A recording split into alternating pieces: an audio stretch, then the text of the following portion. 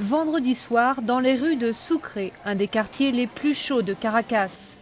8 policiers sont en patrouille à la recherche d'armes clandestines ou de dealers de drogue. On est là pour faire sentir la présence de la police dans les rues, dans les allées, dans les cages d'escalier. Généralement, on patrouille en voiture, mais aujourd'hui, on est à pied pour avoir un contact plus direct avec les gens du quartier. Face à des criminels souvent bien armés, les moyens dont dispose la police paraissent dérisoires. Chaque jour, les agents risquent leur vie, mais cela ne les arrête pas. Il faut bien que le travail soit fait, parce qu'on essaie de faire baisser la criminalité. On ne peut pas tout faire, évidemment, on ne peut pas faire de miracle. Mais au moins, j'ai le sentiment de faire mon boulot. Le gouvernement vénézuélien refuse depuis des années de publier les chiffres officiels de la violence. Selon ceux avancés par la presse, pas moins de 19 000 meurtres auraient été perpétrés l'an passé à travers le pays. En 10 ans, le nombre d'homicides a été multiplié par 4 au Venezuela.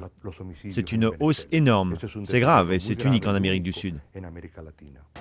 Pour combattre ce fléau, le gouvernement vient de restructurer ses forces de police. Près de 2500 hommes doivent être déployés à travers la capitale d'ici 2011.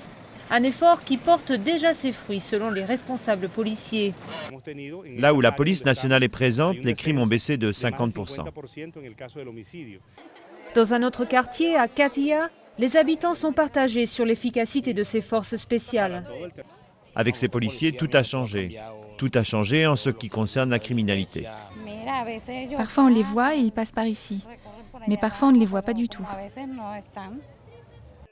Dans les sondages, l'insécurité est le souci numéro 1 des Vénézuéliens. C'est aussi le thème principal de la campagne des élections législatives du 26 septembre.